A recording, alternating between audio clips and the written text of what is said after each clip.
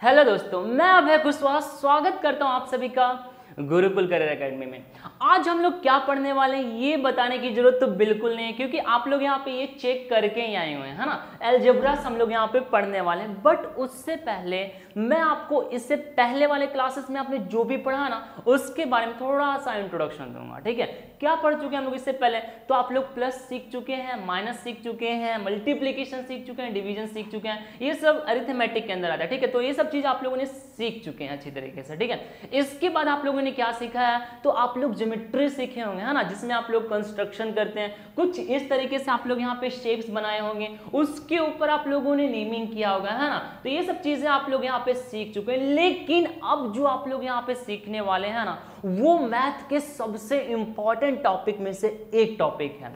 ठीक है, आप लोग ऐसा बोल सकते हैं कि अब जब तक आप लोग यहाँ पे मैथ पढ़ने वाले हैं, 12th स्टैंडर्ड के बाद भी अगर आप लोग मैथ कंप्लीटली सीखते हैं तो भी कहीं यहाँ पे इसकी जरूरत आप लोगों को पड़ेगी। ठीक है, तो इतना इंपॉर्टेंट टॉपिक है तो क्यों ना इसका बेसिक्स बहुत अच्छी तरीके से हम लोग सीख लें, क्योंकि अगर बेसिक स्ट्रांग होगा तो हम लोग बड़े से बड़े सम्स को बहुत ही आसानी से सीख पाएंगे। ठीक है, कर पाएंगे, सॉल्व कर पाएंगे। ओके, तो देखिए मैं सबसे पहले इसके इंपॉर्टेंस, इसके महत्वपूर्ण कितना है ना ये, उससे मैं आप इसका शुरुआत करूंगा। ठीक है, तो देखिए इसका इंपॉर्टेंस, इसका यूज तो बहुत ही ज्यादा है। मैं एक छोटा सा यूज इसका बताता हूं। देखिए हम लोग यहाँ पे अलजेब्रास का यूज करते हैं अननोन वैल्यूज को फाइंड करने के लिए। ठीक है, इसका मतलब क्या, ये देख लीजिए, पहले मैं बोल रहा हूँ ये जस्ट एक एग्जांपल है। अभी आप लोग सॉल्व करना नहीं सीखे हैं तो आप लोग को थोड़ा सा कंफ्यूजन होगा। हम लोग जब पूरी तरह से सीख जाएंगे ना तो आप लोग ये सम मेरे से पहले कर लोगे। ठीक है, तो सबसे पहले जस्ट एक एग्जांपल है, समझिए। फॉर एग्जांपल मान लीजिए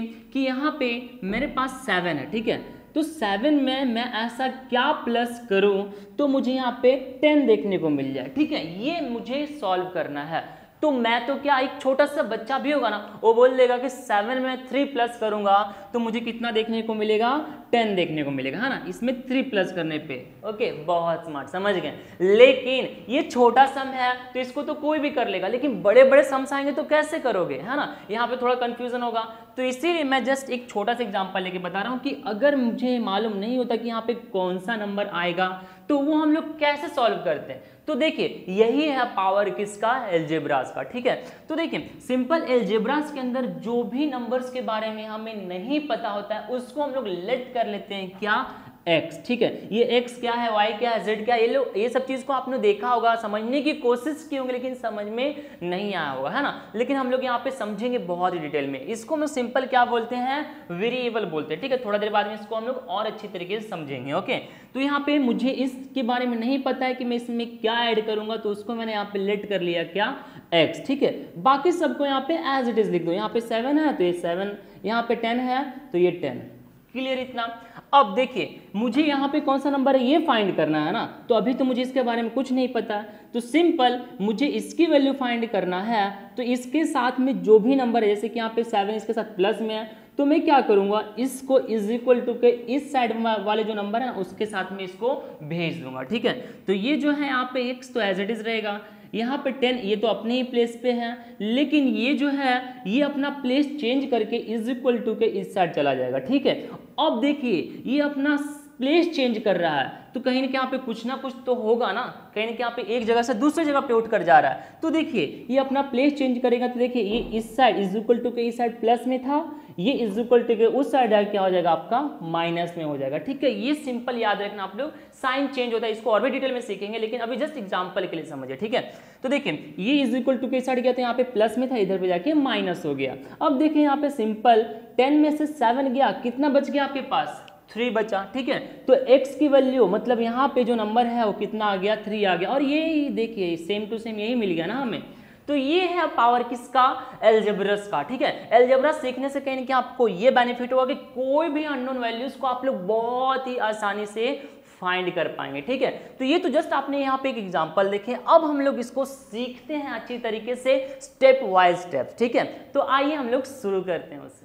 ओके तो अगर आपको यहाँ पे अलजेब्रा बहुत ही अच्छी तरीके से समझना है तो दो टर्म्स हैं, इनको आप सबसे पहले अच्छी तरीके से समझ लीजिए। ये दोनों अगर आपको समझ में आ गए तो ऑलमोस्ट कहीं कि यहाँ पे आपने बहुत ही मेन कॉन्सेप्ट इसका सीख लिया। ठीक है, देखिए यहाँ पे अलजेब्रा बना ही है दो टर्म से मिलकर। सबसे पहले यहाँ पे वेरिएबल और दूसरा क्या है यहाँ पे कांस्टेंट। ठीक है, तो वेरिएबल मतलब क्या और कांस्टेंट मतलब क्या, इनका मतलब आपको अच्छी तरीके से आना चाहिए। ठीक है, देखिए वेरिएबल मतलब सिंपल आप ऐसा बोल सकते हैं कि एक लेटर जो रिप्रेजेंट करता है यहाँ पे एक अननोन वैल्यू को। याद है आपको इसके पहले जस्ट हम लोग ने यहाँ पे एग्जांपल देखा कि 7 में हम लोग यहाँ पे क्या ऐसा प्लस करें जिससे हमें यहाँ पे 10 मिल जाए। ठीक है, तो देखिए यहाँ पे वो नंबर हमें पता नहीं है तो हम लोगों ने सिंपल इसको क्या ले लिया था, x ले लिए थे। तो क्या हम लोग खाली यहाँ पे x से ले सकते हैं? तो नहीं, इसका मतलब ये है कि आप a से लेकर z तक जो भी आपके पास यहाँ पे अल्फाबेट्स हैं उनमें से आप कोई भी यहाँ पे अल्फाबेट ले सकते हैं। मैंने यहाँ पे x लिया था, आप चाहे तो यहाँ पे y ले लीजिए या फिर z ले लीजिए, कुछ भी लीजिए, उनको आप सिंपल यहाँ पे क्या बोलेंगे, वेरिएबल्स बोलेंगे। ठीक है, तो ये होता है आपका वेरिएबल्स की कोई भी अननोन नंबर्स जिसके बारे में हमें नहीं पता होता है उसको हम लोग यहाँ पे क्या करते हैं, लेट कर लेते हैं कोई भी एक अल्फाबेट, और वही क्या होता है हमारा वेरिएबल्स। ठीक है, तो वेरिएबल्स के बारे में आपको अच्छी तरीके से क्लियरिफिकेशन मिल गए होंगे। ओके, अब हम लोग यहाँ पे देख लेते हैं कांस्टेंट। तो जस्ट इसका अपोजिट, वेरिएबल का जस्ट अपोजिट, जैसे कि आप ये चेंज होकर कोई भी नंबर हो सकता है ना, इस y के प्लेस पे कोई भी नंबर आ सकता है। लेकिन कांस्टेंट क्या होता है, a value that does not change, मतलब एक ऐसा वैल्यू जो हमेशा सेम ही रहता है, वो कभी चेंज नहीं होता। फॉर एग्जाम्पल जैसे कि यहाँ पे वापस हम लोग इसी को ले लेते हैं, जैसे कि मैं 7 में क्या प्लस करूं तो मुझे 10 मिलेगा, ये था। ठीक है, तो क्या मैं यहाँ पे 7 के प्लेस पे कुछ भी चेंज करके लिख सकता हूँ? कभी नहीं लिख सकता। लेकिन यहाँ पे इस x की वैल्यू कुछ भी हो सकती है ना। अभी तो मुझे मालूम है कि 3 है तो हम लोग ने यहाँ पे 3 लिख दिया, लेकिन यहाँ पे सॉल्व करने पे कोई भी यहाँ पे x का एक वैल्यू आ जाएगा, है ना।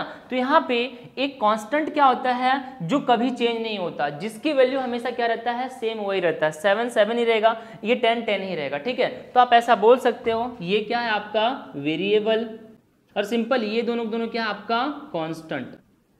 सेम थिंग यहाँ पे भी है। ठीक है, तो आपको आशा करता हूं ये दो मेन टर्म्स समझ में आ गए होंगे, वेरिएबल एंड कांस्टेंट। ठीक है, अब हम लोग यहाँ पे दो और मेन टर्म्स है, अगर आपने इन दोनों को समझ लिया तो ऑलमोस्ट आपने मेन पार्ट समझ लिया। ठीक है, तो अब हम लोग नेक्स्ट टॉपिक को देखते हैं जो है हमारा एक्सप्रेशन और दूसरा है आपका इक्वेशन।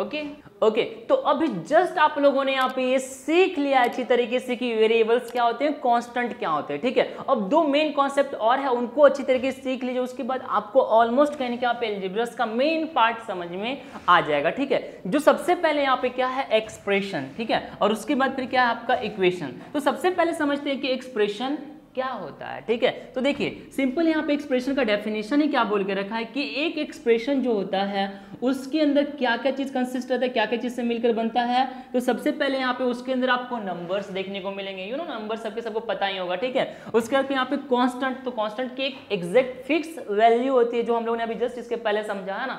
उसके बाद वेरिएबल, ये भी अभी जस्ट हम लोगों ने समझ लिया, वेरिएबल मतलब वही ए से जेड तक कोई भी आपको अल्फाबेट्स उसके अंदर देखने को मिलेंगे। और उसके बाद लास्ट में क्या रहेगा, ऑपरेशन सिंबल्स। ऑपरेशन सिंबल्स मतलब क्या, तो यही आपका प्लस हो सकता है, माइनस होता है, मल्टीप्लिकेशन, डिवीजन, ये सब आपको देखने को मिलेगा। तो वो क्या होगा, सिंपल आपका एक एक्सप्रेशन। मुझे पता है आपको कुछ यहाँ पे डाउट होगा, तो हम लोग एग्जांपल के थ्रू उसको अच्छी तरीके से समझते हैं ना। ठीक है, तो देखिए सिंपल यहाँ पे देख लेते हैं, एक एग्जांपल ले लेते हैं। ठीक है, तो देखिए इसको आप एक एक्सप्रेशन बोलोगे, कितना टफ है ना। देखिए ये क्या है, तो आप बोल सकते हो एक कांस्टेंट है ना, और ये क्या है, एक वेरिएबल है। तो ये कुछ और नहीं बल्कि एक एक्सप्रेशन है। और भी यहाँ पे एक एग्जांपल ले लेते हैं। ठीक है, थोड़ा सा टफ लेते हैं। फॉर एग्जांपल जैसे कि यहाँ पे ले लेते हैं 4x² + 2x - 3।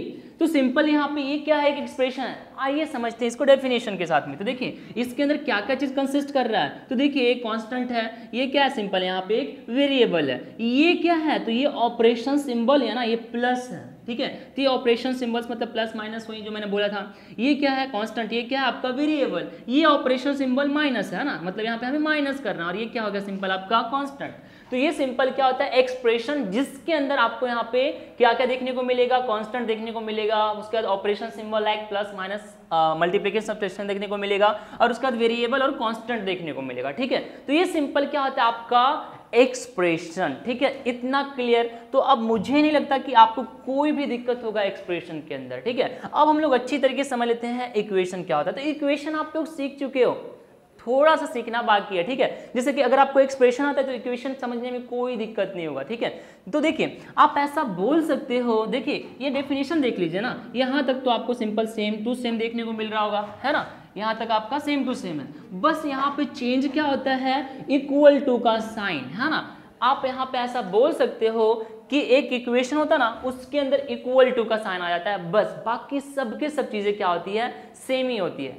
वापस यहाँ पे कहीं क्या मैं बोल रहे होगे, बिना एग्जाम्पल का तो समझ में नहीं आएगा। तो एग्जाम्पल देता हूं मैं आपको। ठीक है, जैसे कि यहाँ पे कुछ नहीं करता मैं, 4x है ना, तो मुझे अगर इसको इक्वेशन बनाना है तो कुछ नहीं करूंगा, सिंपल यहाँ पे क्या कर दूंगा, इक्वल टू का साइन डालकर यहाँ पे इसके बाजू में कुछ ना कुछ यहाँ पे नंबर्स आपको देखने को मिलेंगे, लाइक 7 या फिर कुछ भी, यहाँ पे 7x या फिर कुछ भी ऐसा होगा। ठीक है, तो यहाँ पे इक्वल टू का साइन रहेगा और उसके बाद आपको कुछ ना कुछ यहाँ पे या तो इक्वल टू के बाद कुछ ना कुछ आपको नंबर्स या फिर कोई भी एक्सप्रेशन आपको देखने को मिलेंगे। इट मीन्स आप सिंपल बोल सकते हो कि एक इक्वेशन दो एक्सप्रेशन से मिलकर बना रहता है और बीच में वहां पे क्या होता है, इक्वल टू का साइन रहता है। जैसे कि यहाँ पे देखिए, वापस मैं एग्जांपल लेता हूं, 3x + 2। अब यहाँ पे ये क्या है, एक एक्सप्रेशन है। अब यहाँ पे इक्वल टू आ गया। ठीक है, और इसके बाजू में यहाँ पे देखने जाओगे तो यहाँ पे 2 लिख दो या फिर 2x + 3 लिख दो। तो देखिए एक एक्सप्रेशन यहाँ पे, एक एक्सप्रेशन यहाँ पे, बीच में क्या है, तो आपका इक्वल टू का साइन है। तो ये क्या हो गया, एक इक्वेशन, और ये क्या हो गया आपका, सिंपल अगर देखने जाओगे तो यहाँ पे इक्वल टू का साइन नहीं, तो ये क्या हो गया आपका, एक एक्सप्रेशन। ठीक है, तो इतना क्लियर हो गया। तो सिंपल इतना इजी आपका एक्सप्रेशन और इक्वेशन। ठीक है, तो यहाँ पे आज हम लोग अपना टॉपिक्स कंप्लीट करते हैं। आगे की कुछ और टर्म्स मेन है, उसको सीख लोगे तो आपको और भी कुछ दिक्कत नहीं होगा। उसके बाद डायरेक्टली हम लोग यहाँ पे सम चालू करेंगे। ठीक है, क्योंकि बिना बेसिक्स सीखे आप लोग सम करने जाएंगे तो समझ में ही नहीं आएगा। ठीक है, तो पहले कुछ बेसिक्स हम लोग ने यहाँ पे सीखा फर्स्ट पार्ट के अंदर। सेकेंड पार्ट में यहाँ पे कुछ और बेसिक्स के बारे में आपको बताऊंगा और उसके बाद डायरेक्टली हम लोग यहाँ पे क्या करेंगे, सम सॉल्व करना शुरू करेंगे। ठीक है, तो आशा करता हूं कि अभी तक जो भी चीजें मैंने आपको बताया वो सबके सब चीजें आपको बहुत ही अच्छी तरीके से समझ में आ गया होगा। तो आ गया है तो सिंपल करना क्या है, तो क्या करेंगे आप लोग, जो भी यहाँ पे डेफिनेशन आप लोग समझे, चाहे वो वेरिएबल्स का हो, चाहे वो कांस्टेंट का हो, चाहे वो एक्सप्रेशन का हो, चाहे वो इक्वेशंस का, उन सभी डेफिनेशंस को आप लोग अच्छी तरीके से यहाँ पे एक नोटबुक के अंदर लिख लीजिएगा, ताकि जब भी आपको जरूरत पड़े तब आप लोग उनको यहाँ पे प्रेफर करके यहाँ पे समझ सको। ठीक है, तो अब हम लोग मिलते हैं नेक्स्ट पार्ट में और कुछ ये सारे के सारे टॉपिक्स कंप्लीट करेंगे। अगर आपको इतना समझ में आ गया ना तो ऑलमोस्ट कुछ भी समझने की दिक्कत नहीं रहेगी, कुछ भी समझने की देरी नहीं रहेगी। ठीक है, तो मिलते हैं हम लोग अब नेक्स्ट पार्ट में, तब तक के लिए bye bye, take care, thank you so much.